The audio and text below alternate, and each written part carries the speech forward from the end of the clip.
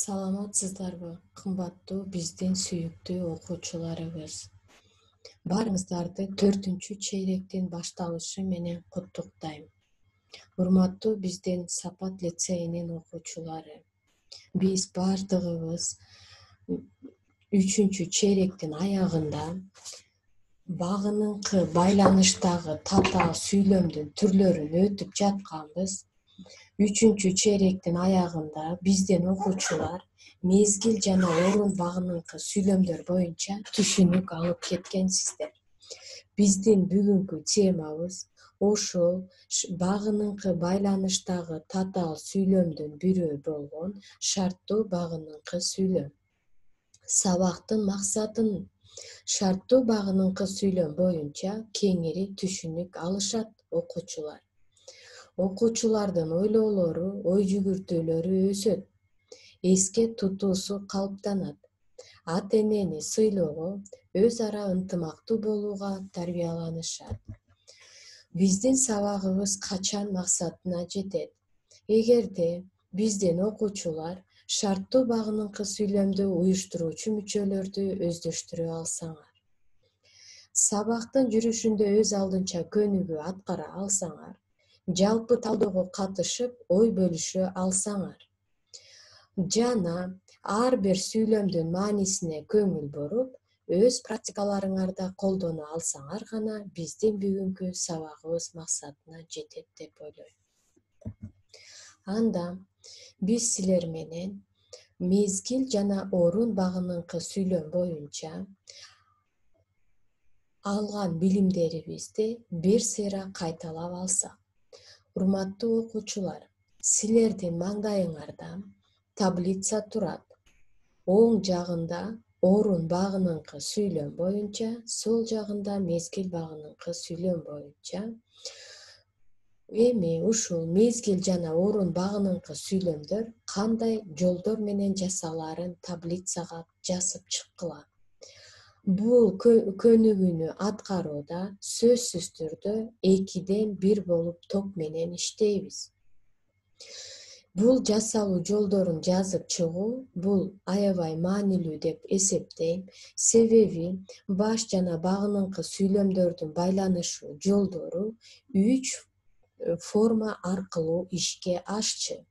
Биринчи, атооштуктардын мүчөлөрү менен, же болбосо чакчылдын айрым мүчөлөрү менен, же болбосо шарттуу ыңгайдын мүчөлөрү менен жасалат. Биз жеке гана мүчөгө көңүл бурбастан, маанисине, жооп берген суроосуна да көңүл бурушубуз маанилүү. Жасалуу жолдорун жазып чыккандан кийин, ошол мезгил багыныңкы сүйлөм, орун багыныңкы сүйлөм канча жол менен жасалса, ошончо жолуна мисал түзөсүңөр.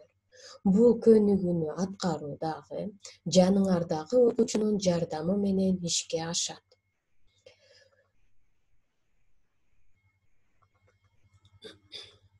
Бул сүйлөмдөрдү аткарып алгандан кийин, берилген сүйлөмдөрдүн тушуна, багыныңкы багыныңкы сүйлөмдүн кайсы түрү экендигин жазасыңар. Бул жерде 4 сүйлөм турат. Бирок биз силер менен бул 4 сүйлөмдүн 2 сүйлөмүн ооз эки иштейбиз. Мисалы, биз үйгө жакындаганда комуздун кубулжуган дабышы угулду. Бул жерде комуздун кубулжуган дабышы угулду баш сүйлөм, багыныңкы сүйлөм биз үйгө жакындаганда. Бул биз көңүл бура турган нерсе багыныңкы сүйлөмдүн баяндоочуна жалганган мүчөлөр.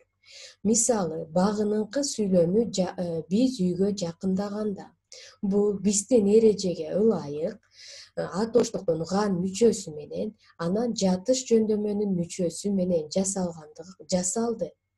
Эгерде ушундай мүчөлөрдүн жардамы менен жасалса, бул мезгил багыныңкы сүйлөм болот. Кийинки 3 сүйлөмдү дагы ушундай жол менен иштеп чыккыла. Бул сүйлөмдөрдү катасыз, кол жазмабызды сулуу, жакшынакай кылып көчүрүп алгандан кийин тушуна кашанын ичине мезгил багыныңкы сүйлөмбү же орун багыныңкы сүйлөмбү жазып чыгыңыздар.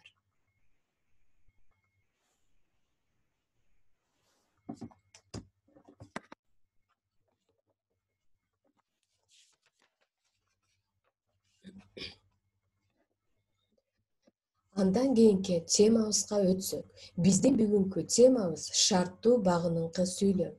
Шарттуу багыныңкы сүйлөм баш сүйлөмдөгү ойдун шартын билдирет. Тагыраак айтканда, багыныңкы байланыштагы татаал сүйлөмдүн багыныңкы сүйлөмү баш сүйлөмдүн шартын билдирсе, биз муну шарттуу багыныңкы сүйлөм деп атайбыз. Бул шарттуу багыныңкы сүйлөм эмне болот, кандай болгондо, эмне болбой, кантсе, эмне кылса деген суроолорго жооп берет. Эсибизге салып, дагы бир сыйра көңүл бурабыз. Эмне болот, кандай болгондо, эмне болбой, кантсе, эмне кылса деген суроолорго жооп берет. Мисалы, атаң карыса кул кылба, энең карыса күн кылба дейт. Бул жерде биз буга чейин деле билип калсак керек, сөзсүз түрдө баш жана багыныңкы сүйлөмдү алгач аныктап алабыз. Мисалы, атаң карыса кул кылба дегенде, баш сүйлөм кул кылба, атаң карыса багыныңкы сүйлөм. Багыныңкы сүйлөмү биздин эрежебизге ылайык са мүчөсү менен жасады. Кул кылба кантсе, атаң карыса. Бул шарттуу багыныңкы сүйлөмдүн суроосуна жооп берди. Суроосу дагы, мүчөсү дагы биздин жогоруда айткан эрежеге баш ийди. Демек, муну биз шарттуу багыныңкы сүйлөм деп атайбыз. Же болбосо, энең карыса күн кылба баш сүйлөм, энең карыса багыныңкы сүйлөм, багыныңкы сүйлөмдүн баяндоочу са мүчөсү аркылуу жасалды, кантсе деген суроого жооп берди. Бул биздин жогорудагы эрежебиздин иштегенине ынандык. Демек, бул шарттуу багыныңкы сүйлөм. Эми дагы шарттуу багыныңкы сүйлөмдөр кандай жолдор менен жасалат? Биринчи, шарттуу багыныңкы сүйлөмдө багыныңкы сүйлөмдүн баяндоочуна шарттуу ыңгайдын са мүчөсү жалганат. Мисалы, талап катуу болсо, тартип сакталат. Тартип сакталат, эмне болсо, талап катуу болсо. Биздин жогорудагы шарттуу багыныңкы сүйлөмдүн суроосуна жооп берди багыныңкы сүйлөмүбүз. Ошондо эле багыныңкы сүйлөмдүн баяндоочуна шарттуу ыңгайдын са мүчөсү жалганды. Бул дагы шарттуу багыныңкы сүйлөм. Мындан башка дагы шарттуу багыныңкы сүйлөмдөр төмөнкүдөй жолдор аркылуу жасалат. Мисалы, багыныңкы сүйлөмдүн баяндоочуна чакчылдын ый формасы жалгануу аркылуу жасалат. Мисалы, ынтымак болбой, иш оңолбойт. Иш оңолбойт баш сүйлөм, ынтымак болбой багыныңкы сүйлөмү. Эрежебизге ылайык багыныңкы сүйлөмдүн баяндоочуна чакчылдын ый формасы жалганды. Бул дагы шарттуу багыныңкы сүйлөмдүн жасалуу жолу. Багыныңкы сүйлөмдүн баяндоочуна жатыш жөндөмөдөгү атоштуктардын жалганышы аркылуу да жасалат. Мисалы, төрдөгү жигиттин оозунан жылуу сөз чыкканда, дагы бири жиреп кетти. Бул жерде багыныңкы сүйлөм төрдөгү жигиттин оозунан жылуу сөз чыкканда деген. Бул биздин эрежеге ылайык багыныңкы сүйлөмдүн баяндоочуна жатыш жөндөмөдөгү атоштуктардын жалганышы аркылуу жасалды. Андан кийинки төртүнчү жолу багыныңкы сүйлөмдүн учурчак, келер чак формасындагы баяндоочуна экени эле деген жардамчы этиштеринин тизмектеле келиши аркылуу да жасалат. Мисалы, оттун алоолонгон жалыны кичине басаңдаса эле, карышкырлар кол салганы турат. Бунубуз кайсы чакта турду? Таптык, менин урматтуу окуучуларым. Ошондой эле баяндоочуна көңүл бурабыз. Кайсы чакта турду, кайсы мүчөлөр менен жасалды, кайсы жардамчы этиштер менен келди. Кана өз алдынча карап, эрежени сактап, бул сүйлөмдүн шарттуу багыныңкы сүйлөм экендигине ынанабыз. Дагы биздин шарттуу багыныңкы сүйлөмдөрүбүз ган формасындагы атоочтук баяндоочко соң жандоочунун тизмектеле айтылышы аркылуу да жасалат. Мисалы, жаныңда досуң болбогон соң, бул дүйнөнүн көркү жок. Кайра кайталаштын кажети жок деп ойлойм. Бул жерде баш сүйлөм кайсы? Окуучулар өзүңөр өз алдынча тапканга аракет кылабыз. Тапканды үйрөнүп калганбыз, туурабы? Жаныңда досуң болбогон соң деген биздин эрежеге баш ийди. Же болбосо биздин айтылган эрежебиз ушул жерде иштеп берди. Дагы кийинки багыныңкы сүйлөмдүн баяндоочуна Б мүчөсүнүн жалганышы аркылуу да жасалат. Арадан көп жыл өткөндүктөнбү, Бектурган алдында турган баласын тааный албай турду. Бул жерде дагы биздин айтылган эрежелер иштеп бергендигине окуучулар ынанды деп ойлойм.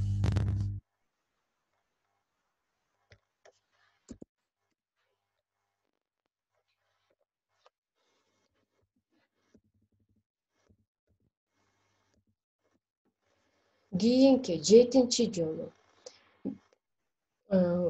шарттуу багыныңкы сүйлөм каалоо тилек ыңгайдын, айын жана ч мүчөлөрүнүн багыныңкы сүйлөмдүн баяндоочуна жалганышы аркылуу да жасалат. Мисалы, алды менен окууну бүтмөйүнчү калгандары баары өз жайында болот. Мындай сүйлөмдөр бирок өтө сейрек кездешет. Бирок ошентсе дагы биз бир эсибизге салып койгонубуз жакшы. Урматтуу, кымбаттуу менин окуучуларым, биз силер менен азыр шарттуу багыныңкы сүйлөмдүн байланышуу жолдорунун 7 түрү менен тааныштык. Дагы бир сере кайталайбыз. Бул са мүчөсүнүн аркылуу жасалат, бай мүчөсү аркылуу жасалат, ган плюс да мүчөсү аркылуу жасалат, ба плюс ый плюс т плюс экен жардамчы этиштер менен жасалат. Же болбосо са мүчөсү жана эле деген жардамчы этиштер менен. Же болбосо бар плюс б, дыктан плюс б, айын плюс ч мүчөлөрүнүн жардамы менен жасаларына биз ынандык. Бир аз күтө турайын.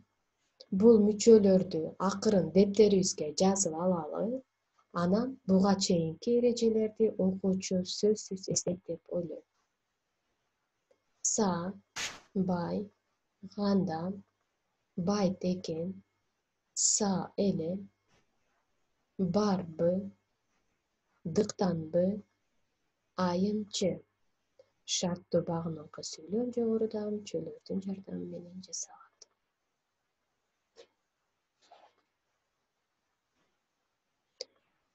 Жетишип жазып алдык. Андан кийин баарыбыз китепти ачабыз. Бул биз силер менен ооз-эки иштөө көнүгүүбүз. Өмүралиевдин 9 класстар үчүн кыргыз тили деген. Баарыбыз ушул китепти урунабыз. Баарыбыздын колубузда бар. Мен ойлойм, китеп дептерлериңерди даярдап отургансыңар. 224 көнүгүү. Ооз-эки иштөө көнүгүүсү. Бул көнүгүүдөн шарттуу билдирилген сүйлөмдөрдү көрсөткүлө дейт. Бизде эреже боюнча Көбүнчө баш сүйлөм багыныңкы сүйлөмдөрдөн кийин келет. А бирок биз бул жерден, мисалы, аккан суу түз кете албайт, сай болбосо, караңгы, жарык болбойт, ай болбосо деген сүйлөмдөрдөн биз кездештирип атабыз. Биринчи баш сүйлөм келди, экинчи багыныңкы сүйлөм келди. Биз бул аркылуу айрым учурда багыныңкы сүйлөм баш сүйлөмдөн кийин келген учурлар дагы болоруна көңүл бурсак. Баарыбыз китепти карайбыз.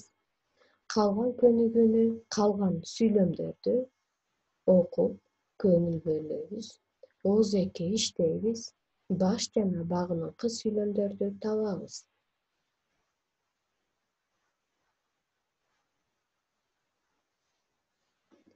Иштеп алдык деп ойлойм. Андан кийин 225 көнүгүү. Бул көнүгүүнү дагы баарын жазбайбыз. Биринчи, экинчи деген номерленген көнүгүүлөрдү биринчи катар иштейт. Үчүнчү, төртүнчү деп белгиленген номерлерди экинчи катар иштейт. Экинчи, 3 деген номерленген көнүгүүлөр сүйлөмдөрдү үчүнчү катар иштейт. Баарыбыздын иштешибиз көп зарыл эмес. Анда 225 көнүгүүдө балдар, муну биз бөлүшүп алдык. Эми досканы карап көңүл бурабыз.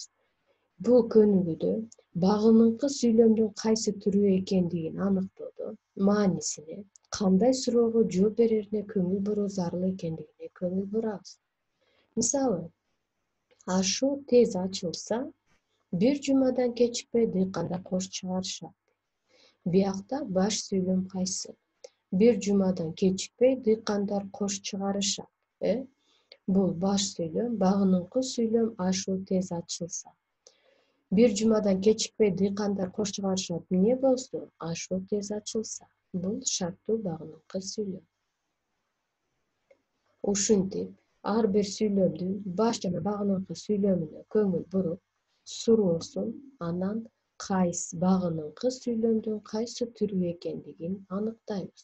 Эми бул багыныңкы сүйлөмдүн кайсы түрү экенин туура аныктоодо маанисине, кандай суроого жооп берерине көңүл бурат экенбиз. Анда, урматтуу окуучулар, ушул эле көнүгүүдө көз жүгүртүп карап жатсаңар керек. Сен билимди кайдан алсаң, мен да ошол жактан алам дейт. Бул орун багыныңкы сүйлөм. Ушул кандай суроого жооп берди, кандай кылды, иштейбиз дагы эжекелерибизге көрсөтөбүз.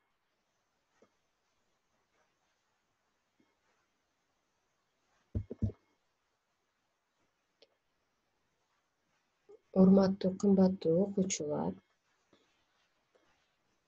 229 көнүгүүнү ачабыз. Буну эмне кылышыбыз керек экен? Баарыбыз көчүрүшүбүз керек экен. Биз көңүл бура турган нерсе түзүлүшү боюнча кандай сүйлөмдөр бар экендигин аныктоо экен. Бул беркиси көнүгүүлөрдөн башкача иштөө көнүгүүсү. Мисалы, бул жерде айлана көзгө сайса көрүнгүс дейт. Бул жөнөкөй сүйлөм. Сүйлөм мүчөлөрүнүн астын сызганда көзгө сайса көрүнгүс, бул тутумдаш баяндооч. Кандай жол менен жасалды? Фразеологизмдерден жасалды. Көзгө сайса көрүнгүс баяндооч, ээси айлана. Бул кандай сүйлөм экен? Жөнөкөй сүйлөм экен. Муну дагы иштегенде эмнеге көңүл бурабыз? Бул сүйлөмдөрдү көчүрүп жазып, жанына, кашага кандай сүйлөм экенин жазабыз. Андан кийин синтаксистик талдоо жүргүзөбүз. Мисалы, биз багыныңкы байланыштагы татаал сүйлөмдүн түрлөрүн өтүп жатабыз. Биз эске салышыбыз керек экен, тең байланыштагы татаал сүйлөмдөрдү, жөнөкөй сүйлөмдөрдү жана башка кандай сүйлөмдөр бар экендигин. Мисалы, бул жерден карасаңар, Кыйкырган кыргыл кары бар, кырааны бакай кары бар дейт. Бул тең байланыштагы татаал сүйлөм. Бул жерде сөзсүз түрдө эки грамматикалык негиз бар. Мисалы, баяндоочу бар, эмнеси бар? Кыргыл кары бар. Кыргыл кары сүйлөмдүн ээси. Кары деген сөз жандама мүчө, кыргыл деген сөз менен чогуу келип атат. Жандама мүчөлөр ошол сөздөн мурун дагы, кийин дагы келе берет. Биз бул эрежени билебиз. Ошон үчүн бул кыргыл карыны чогуу ээси кылабыз. Кыргыл кары бар, кандай? Кыйкырган. Бул аныктоочу. Ошол кыргыл карынын кандай экендигин аныктап жатат. Ушинтип, бул сүйлөм мүчөлөрүнүн астын сызабыз. Сүйлөмдүн баарын иштейбиз. Бул жерде көз жүгүртүп отурсаңар байкалып жатат. Тең байланыштагы татаал сүйлөмдөр бар экен, багыныңкы байланыштагы дагы татаал сүйлөмдөр бар экен. Кырааны бакай кары бар дегенде эле, бул жерде дагы бакай кары деген эки сөз бирип келип сүйлөмдө ээлик милдет аткарат. Бул кары дагы жогорудагыдай эле жандама мүчө. Бул сүйлөмдөрдү дагы өз алдынча аткарабыз, аягына чейин иштейбиз. Сүйлөмдөрдү көчүрүүдө сулуу жазабыз, катасыз жазабыз. Сүйлөмдөрдүн астын сызып, эжекелерибизге көрсөтөбүз. Андан кийин 230-көнүгүүнү ачыңыздар. Ачтык, көрдүк. Үлгүсүн берилишин мен окуп берейин. Төмөнкү мүчөлөрдү багыныңкы сүйлөмдүн баяндоочуна улап, багыныңкы байланыштагы татаал сүйлөм түзгүлө дейт. Багыныңкы сүйлөм баш сүйлөмдөгү ойдун кандай кырдаалын билдирди дейт. Биз бияктан берилген мүчөлөрдү багыныңкы сүйлөмдүн баяндоочуна улап сүйлөм түзүшүбүз керек экен. Мисалы, урматтуу окуучулар, са мүчөсү деп турат, экинчи хан да мүчөсү деп турат, үчүнчү ба плюс ый мүчөсү, бай мүчөсү деп турат, төртүнчү са мүчөсү деп турат. Эми кантип иштесек болот? Мисалы, биз минтип сүйлөм түзсөк, жер бай болсо, эл да бай болот десек. Эл да бай болот деген баш сүйлөм, жер бай болсо деген багыныңкы сүйлөм. Багыныңкы сүйлөмдүн баяндоочу са мүчөсү аркылуу жасалды. Эл да бай болот. Кандай болсо? Жер бай болсо. Бул кандай сүйлөм болду, кыздар? Урматтуу окуучулар, шарттуу багыныңкы сүйлөм болду. Көрдүңөрбү? Биз жана айткандай эле, баш жана багыныңкы сүйлөмдөр атооштуктардын, чакчылдардын мүчөсү менен, анан шарттуу ыңгайдын са мүчөсү менен жасалат. Бирок биз ошол сүйлөмдөрдү багыныңкы байланыштагы татаал сүйлөмдүн кайсы түрү экендигин аныктоодо биз сөзсүз түрдө маанисине, анан жооп берген суроосуна да көңүл бурушубуз зарыл. Же болбосо, кыздар, карасаңар, күн чыкса жер бети кыймылга келет деп сүйлөм түзүп алсак, жер бети кыймылга келет, бул баш сүйлөм. Качан күн чыкса, бул жерде дагы багыныңкы сүйлөмүбүз са мүчөсү менен жасалды. Бирок баш сүйлөмдүн мезгилин билдирилгендиктен, бул жерде мезгил багыныңкы сүйлөм болду. Биринчи сүйлөмүбүз дагы, экинчи сүйлөмүбүз дагы са мүчөсү менен аркылуу жасалды. Бирок биринчи са мүчөсү менен жасалган сүйлөмүбүз шарттуу багыныңкы сүйлөм болду. Ал кайсы сүйлөм экендигин кайталап коеюн. Жер бай болсо, эл да бай болот. Бул шарттуу багыныңкы сүйлөм. Же болбосо, күн чыкса, жер бети кыймылга келет. Бул мезгил багыныңкы сүйлөм. Калган 3 мисалга өз алдыбызча сүйлөм түзөбүз. Сүйлөм түзүп бүткөндөн кийин эжекелерибизге текшертебиз. Көнүгүүнү иштөө үлгүсү силерге жеткиликтүү болду деп ойлойм.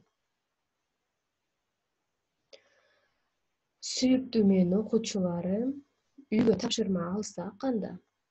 228-көнүгү кандай кылышыбыз керек экен? Чакан аңгеме түзөт экенбиз, Келечектеги күткөн ар кандай ой тилегиңер, үмүтүңөр бар.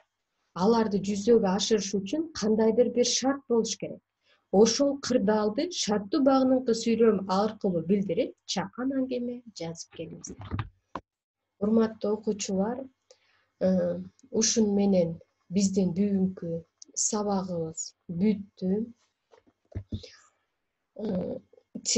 Сабагыбыз максатына жетти деп ойлойм. Көңүл бурганыңыздарга чоң рахмат. Кийинки жолугушканча жакшы туруңуздар.